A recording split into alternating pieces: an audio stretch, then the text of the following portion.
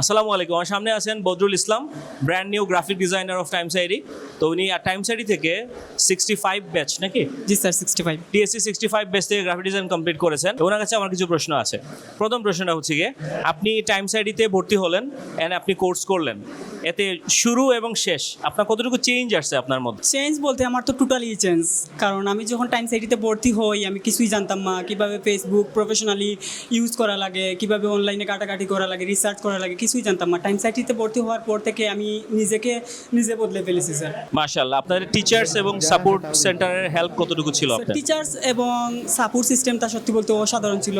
যখন রাত 3টা-4টার দিকেও পড়তাম, মানে স্যারকে টেক্সট দিতাম, স্যার রিপ্লাই দিয়ে দিতেন। আপনার স্যারের নাম কি ছিল? স্যার তো 3জন ছিলেন, প্রতিটা সেকশনে আলাদা আলাদা ছিলেন। স্পেশাল বলেন। ছিলেন নোমান আহমেদ স্যার, মাস্টারিং ডিজাইনে ছিলেন নাবিল স্যার, আর মাস্টারিং টুলসে ছিলেন জায়েদ স্যার। স্যার, প্রত্যেকটা টিচারের কাছ থেকে হেল্প পেয়েছেন আপনি? জি স্যার, প্রত্যেকটা টিচার। আচ্ছা, এখন পর্যন্ত কোনো আর্নিং বা কোনো ক্লায়েন্টের সাথে কাজ করেছেন, লোকাল ইন্টারন্যাশনাল? লোকাল কিছু ক্লায়েন্টের সাথে কাজ করেছি। ওনাদের প্লেয়ার ছিল, একটা বিলবোর্ড ছিল, ওনাদের কাজ করে দিছি। আর ইন্ডিয়ান একটা ক্লায়েন্টের কাজ করছিলাম, একটা লোগো ডিজাইন করে দিছিলাম।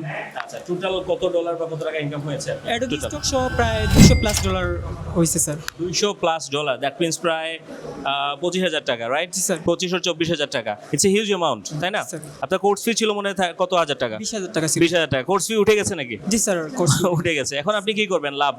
স্যার আমি ইনভেস্টমেন্ট ডান, ইনভেস্টমেন্ট উঠে গেছে। জি স্যার। এখন প্রফিট কামাবেন জি স্যার। ইনশাআল্লাহ। তো কাজ তো চালিয়ে যাবেন ইনশাআল্লাহ। স্যার, ইনশাআল্লাহ চালিয়ে যাবো। ইনশাআল্লাহ।